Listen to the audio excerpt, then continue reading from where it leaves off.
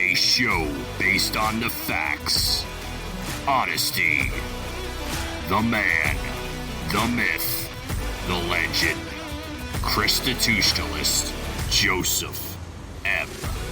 Leonard. Welcome to Constitutionalist Politics Podcast, aka CTP. I am your host, Joseph M. Leonard, and that's Leonard. CTP is your no muss, no fuss, just me, you, and occasional guest type podcast. Really appreciate you tuning in. As Graham Norton would say, let's get on with the show! A brief note, segue into the episode to mention, looking at my notes here, this is a reprise show from back in April of 2024 when I talked with G-Sta, the rapper. So, bringing it back for Music Weeks. Hope you enjoy. Hello, I am joined by rapper G-Sta from New Orleans. Welcome to the show. How are you feeling today?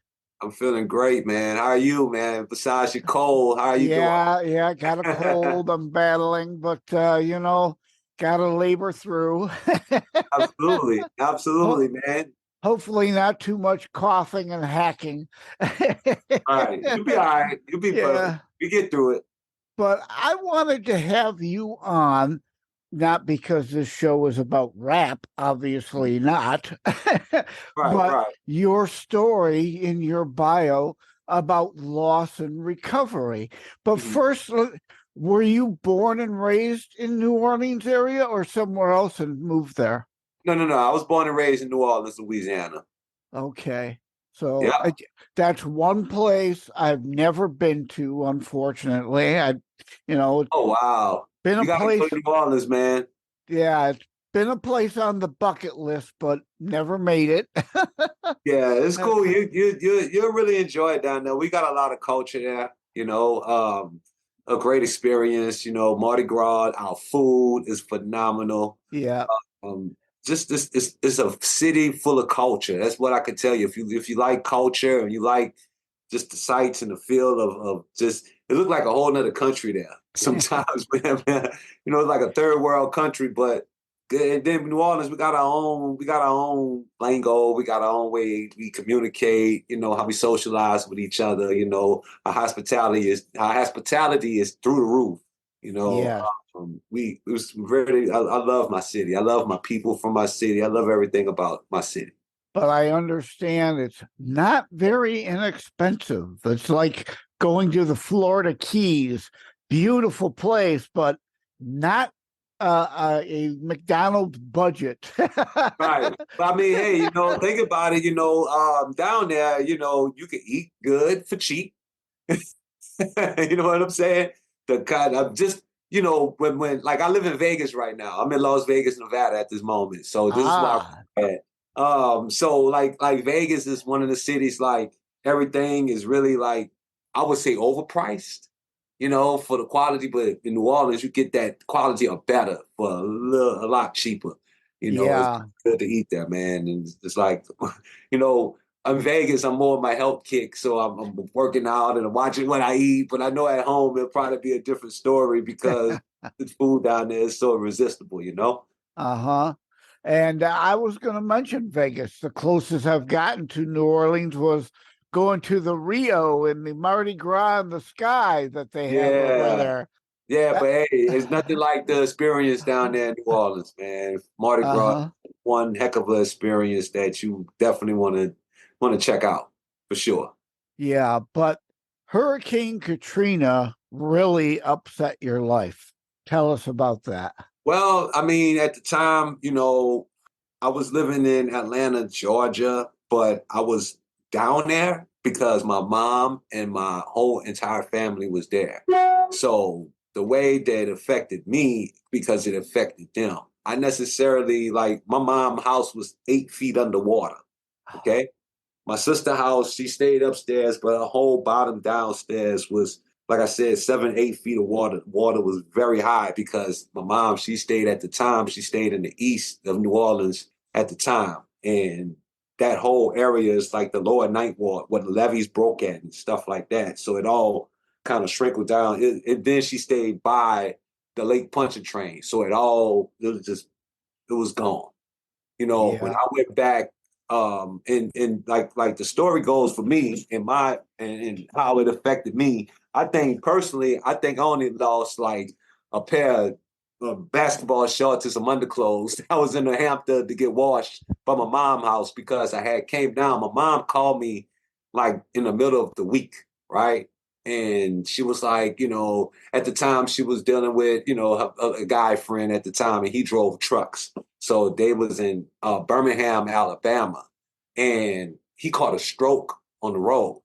Okay. And I was in Atlanta, Georgia, which was like an hour, 2 hours away from where they were. So she happened to come out. It's like middle of the night, like, you know, 1, 2 in the morning, traveling from Atlanta to meet them in Birmingham to get the stuff off the truck and bring it to New Orleans. And I did that. I got down there. This was like a Tuesday. It was like the middle of the week. I got down there in New Orleans. My mom and I stayed down there because I still had keys and stuff to my mom's house. So I stayed down there till she got home that Friday, right? Watch the timeline of this. This is very interesting. So she get home that Friday night with Mr. Jerry, and, you know, he got home. Now I'm preparing to leave to go back to Atlanta Sunday, the following Sunday. Mind you, this is a Friday. So long story short, it was beautiful weather. You know, it was August at the time. You know, the sun was out, and they always tell you to calm before the storm. It was one of them situations. So on TV, they were saying, you know, they got this hurricane on the way. If you could get out of here, blah, blah, blah. You know, those who came to evacuate to the Superdome and this, that, and other. So mind you, I lived through so many hurricanes through my time. We never ran. You see what I'm saying? We would just get our candles, get our batteries, accessories, you know, little food, and try to ride it out. Or we would ride it out. Yeah, you had no idea We had those no idea. levees are gonna go. Yeah. So this is the thing, right? So that Saturday, I'm contemplating. I'm saying, you know me, I'm like, well, you know, I don't know if I want to leave right now or should I leave right now. So I stayed out by a friend the night before, right? The storm was getting very intense, and it had to rip through Mississippi at this point. It had to hit Mississippi. It really washed Mississippi. It hit Mississippi, Biloxi, Mississippi in a way like, wow. So this was a powerful storm. So I stayed there, and then my mom called me like 6 in the morning. I was like, hey, I think we need to go by Uncle Carl. Shout out to my Uncle Carl Marshall. He's a musician. He's the musician in my family. He lived in Houston, Texas at the time.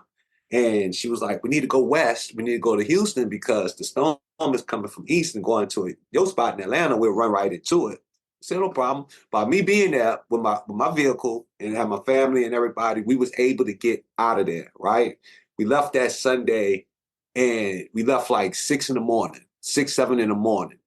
The traffic was so hectic. This was one of the most hectic times of my life. And it took us a 5-hour ride turned into a 24-hour ride. Wow. From New Orleans to Houston, because usually that's 5 hours, you know.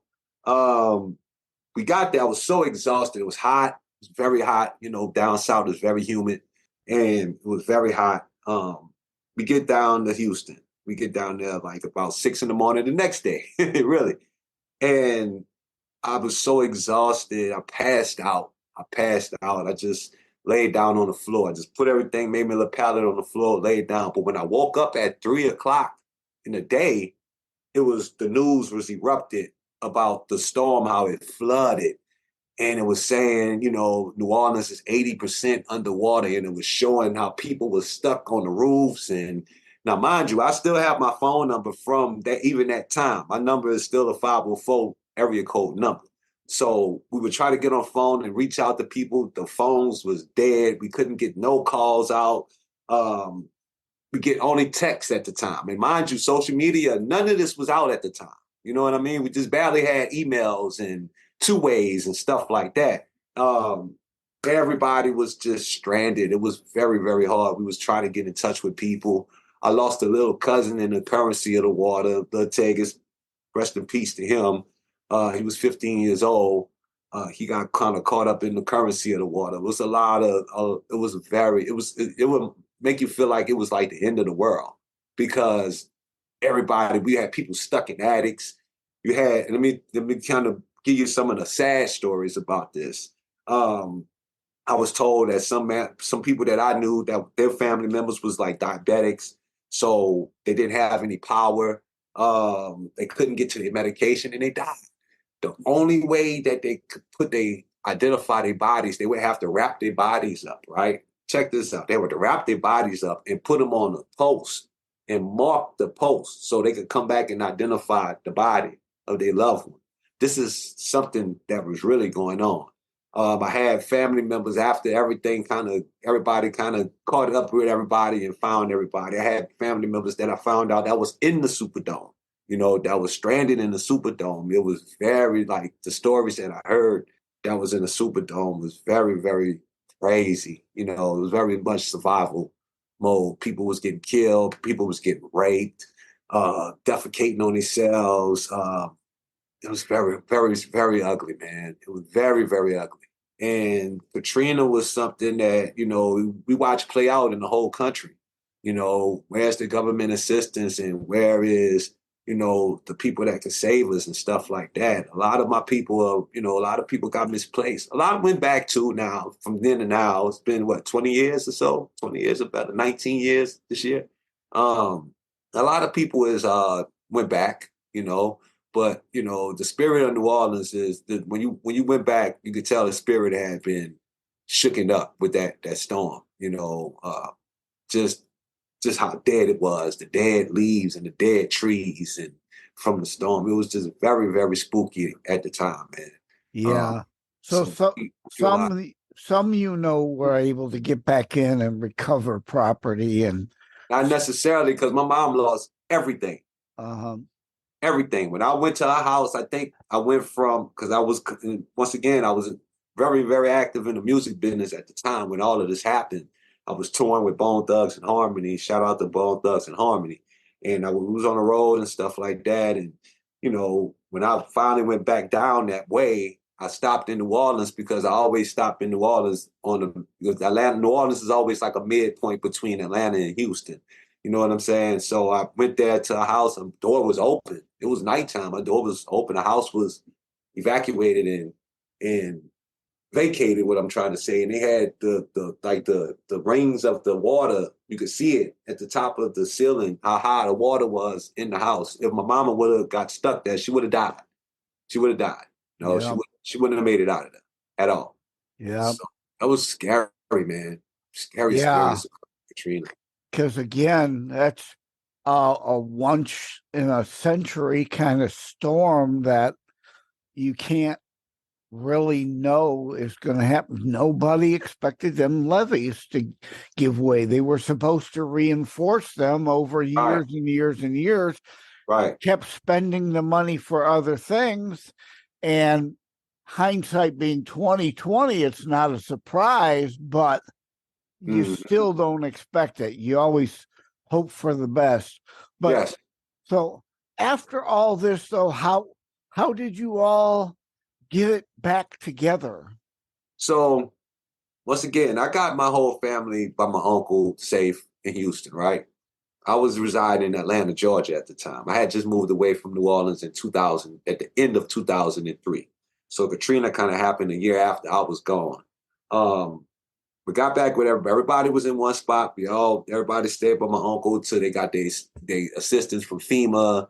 They was getting food stamps from Red Cross. Even in Atlanta, I even was able to get some benefits from Katrina because I still had a Louisiana license and stuff like that. So, I still had a New Orleans address. So I was able to kind of benefit and help my family out from afar because I lived so far away. After a while, I wound up moving down to Houston, I think in 2007, 2 years after Katrina, because I was still heavy in the record business at the time. And I just couldn't come down there But they got gradually together. I was back and forth a little bit, from Atlanta to Texas. I left my car down there, with them at the time, and when Katrina happened, and just so they could have whatever I had at the time, they could have it, because I'll be all right where I was going back to, and I was. I had a lot of people that reached out to me in Atlanta, and had a good buddy of mine gave me a car. He just gave me a car in Atlanta when I got back, because I had to look out for my family and give them what I had. So I just kind of we picked up. They picked up with life. My sister, they found life in Houston, Texas, and Katy, Texas. That is, my family is still there right now to this day. They never went back to live or anything like that. My nieces, they grown. They finished school in Texas. Texas is. I went out there for 10 years before I moved to Vegas, just to get around them, just to be around them. And I was there for a minute, and life be lifing. You know what they say, life be lifing. So well, if you just roll over and die, right? I mean, life goes on, and you have to pick up and make do as you can. Yeah, man. Let me make you laugh. Let's fast forward to 2012. Better yet, 2016. I got into another career, insurance. Oh. I wound up becoming an insurance adjuster. I wound up working hurricanes and this, that, and another. You see? So it's like I wound up jumping into the profession and industry of insurance, and I wound up being an adjuster and made a lot of money doing it. And it's been a good thing, because I'm able to kind of translate the pain and the struggle from those families that lost something in a situation like that, to help them, be able to move forward with picking up the pieces and keep it going, and being able to not, prolong their claims, be effective on their claims, because it's a hectic time. You know what I mean? So yeah, I got into it. It's crazy. Interesting. Yeah. Yeah, that's rather how life could sometimes come full circle, right? Yeah, absolutely. Have you gotten any music out of all that? Oh yeah, absolutely. I did several albums after that. Plenty. It was a little different at the time because I wasn't at home creating. It was just like, being in New Orleans and being able to have access to the musicians and a facility that I had at the time. It wasn't there anymore. But then again, I already left anyway. I had already moved to Atlanta at the time and went on to do some bigger things in the record business and stuff and get connected on that kick. But far as the memories and far as the stuff to reflect on and the pain that we all felt, like, by losing everything, it was a lot of music came out of it. A lot of it. A lot of pain, a lot of joy, a lot of, a lot of survival. You know what I'm saying? Yeah. Victorious, that type of energy. So yeah, absolutely. Try to help people understand through what you had to live through. Stay with us. We'll be right back. Joseph M. Leonard, host of Constitutionals, taking a brief moment to thank myarchit.com.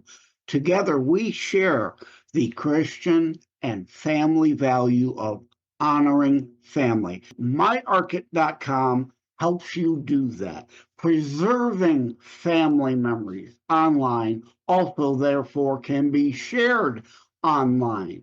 Think of myarchit like a Noah's Ark for images, audio, video, preserving, honoring your family. Thank you again to the folks over at myarchit.com. Absolutely. Like I said, I was able to get in transition into the side of doing working claims, working hurricane claims, catastrophic claims. That's where it translated at. It translated more into working insurance more than the music. I can only tell you what I've been through in the music, and you're gonna hear me, but it ain't gonna resonate like if you in that situation and You need somebody to walk you through the process of getting yourself putting everything back together. And that's something, you know, that I think that more translated into with my life, with my journey. Uh-huh. And speaking of music, do you usually stick with one genre, or do you sometimes cross genres? I cross genres. That's my specialty. I'm very versatile. I worked on so many different types of genres of music. I come up under blues. I come up in New Orleans. We had one of the Cornerstone studios down there for years. You know what I'm saying? So everybody came through that. My uncle was this big blessing to a lot of musicians because he come from the record business back in the 60s and the 70s and stuff with Bobby Womack and all of these guys. He toured with the funk, that the era with George Clinton and, you know, Could Function and all of these different guys, like in New Orleans, Chocolate Milk, and, you know, all of these different bands and stuff. So he come from that era. And it just so happened my uncle was one of those, he was live. Every time he came around, he lit the whole room up. His energy was just a spark. And I wanted to always be around him. And I took a liking. He took a special, he saw that I had a liking as a kid, as a little kid. Because I could tell you, he brought a beat machine. He used to bring his beat machine around all the time. I was a little kid, man. I guess I was just intrigued by gadgets and, you know, technology at the time. And I used to always be messing with this beat machine. He ain't never not once was like, hey, don't you touch that. Nah, he would embrace it. You know, he was like, you like that, you know, he gave me the beat machine one day as a kid. And then a few years later, he wound up opening up the biggest studio in New Orleans at the time. And he gave me a summer job. You know, as a kid, I was trying to hustle to get a video game, a Super Nintendo at the time. I was a kid.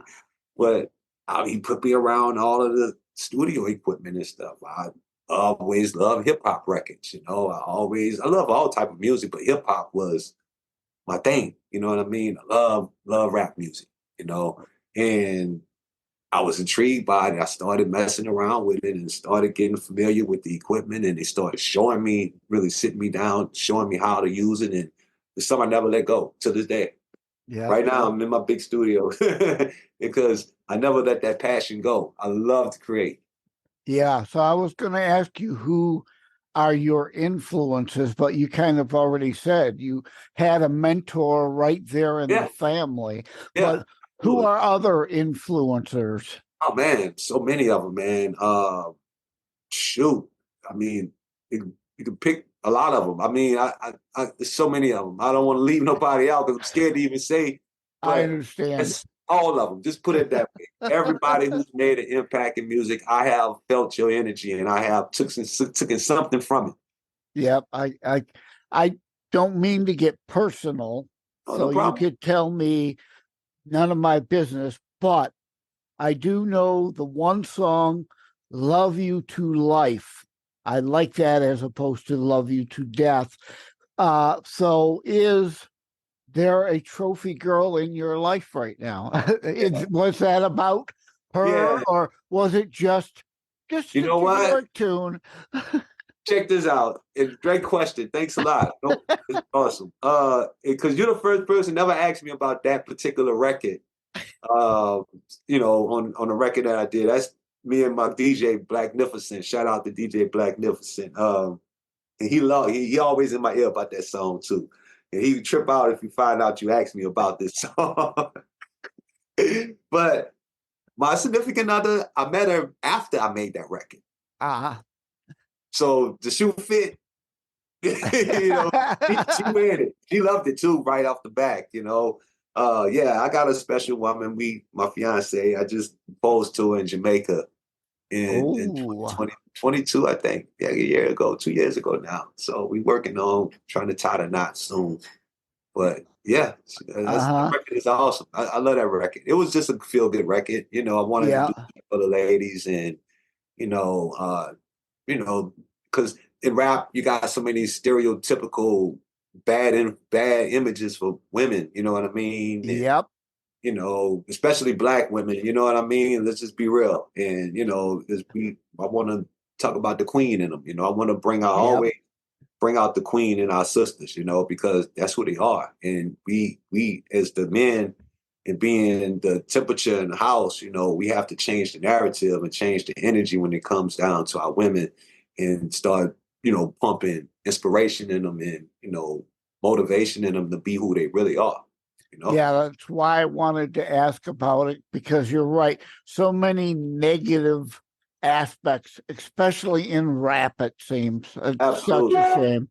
You know, it's good we touched in this one, because my whole mission is to bring back the feel good image to what real hip hop is, not no trend, not, you know, if you listen to a lot of my records and you listen to a lot of my stuff, even the video we just put out called Classic Status, the video 1.5 million views in 12 days and almost hitting 1 million on YouTube, and only been out a month or two. And the love that I got from it, because it got the old school hip hop feel, the raw elements of hip hop. We went back to the microphone and the DJ element. You know what I'm saying? Yep.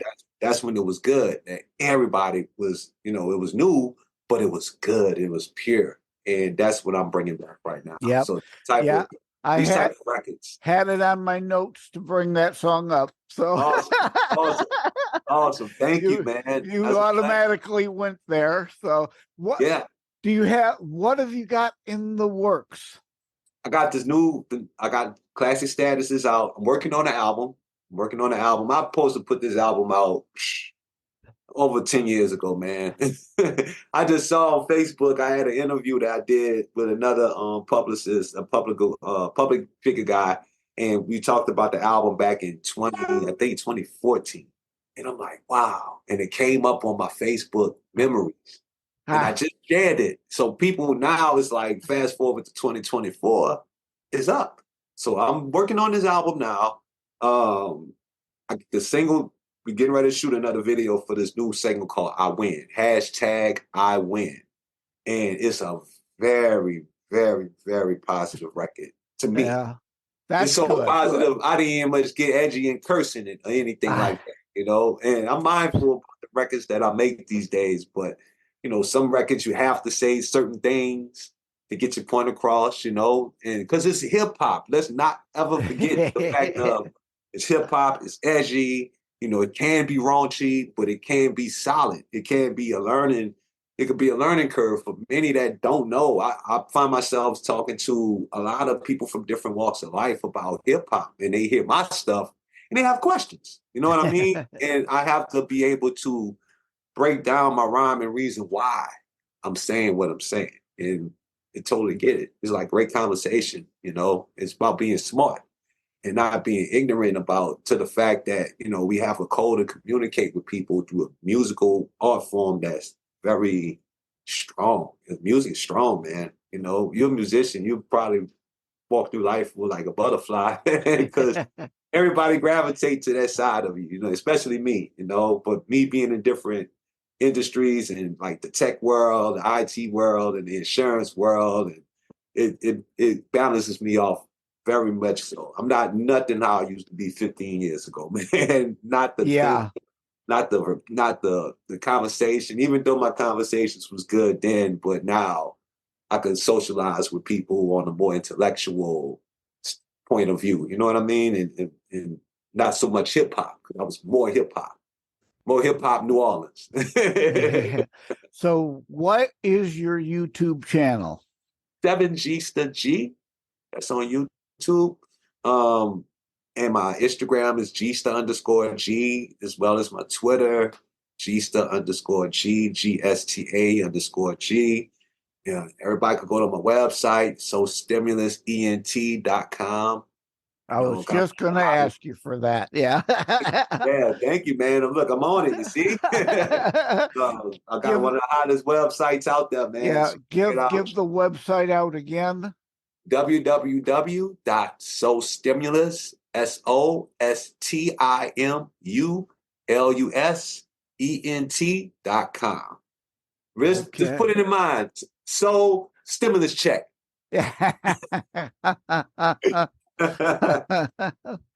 All right. Well, thanks for joining the show. I appreciate you coming on.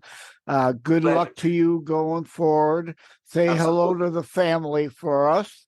Thank you, man. I appreciate it. I appreciate it, man. And thanks to you for having me, and much blessings on your journey with your podcast. You need me again? I'm here for another convo if you ever need me again. Okay. Take care. Thank you for having tuned in for Constitutionalist Politics Show. If you haven't already, please check out my primary internationally available book, Terror Strikes, coming soon to a city near you. Available anywhere books are sold. If you have locally run bookstores still near you, they can order it for you. And let me remind, over time, the fancy high production items will come. But for now, for starters, it's just you as a very appreciated listener by me. All substance, no fluff, just straight to key discussion points. A show that looks at a variety of topics, mostly politics, through a Christian U.S. constitutionalist lens. So again, thank you from the bottom of my heart. Take care. God bless. Like and subscribe to Constitutionalist Politics Podcast and share episodes. We need your help. Wham Radio, 1600 AM and 92.7 FM is your conservative flamethrower. Weekdays, Steve Gruber starts things off at 6 a.m. Gruber gives his perspective on the issues of the day. At 9 a.m., Glenn Beck blazes the airwaves with his nationally syndicated program. From noon to 3, it's Dennis Prager. At 3 o'clock, it's Wham's own Thayrone X. On the Edge, Thayrone tells it exactly as he sees it. At 6, it's The Dana Show, your conservative alternative. At 8, don't miss Joe Pags. Weekends are filled with conservative talk as well. Fingers Malloy, Thomas LeDuc, The Abolitionists Roundtable, A Moment of Clarity with Pastor Rick, Your American Heritage with Ed Bondarenka, Dave Janda's Operation Freedom, and Dick Kupke's Trigger Talk. You can even get links to Wham podcasts from Dave, Dick, and of course Thayrone, all from their pages on our website, whamradio.com. Keep it locked on Wham Radio, 1600 AM and 92.7 FM in southeastern Michigan, and whamradio.com anywhere in the world.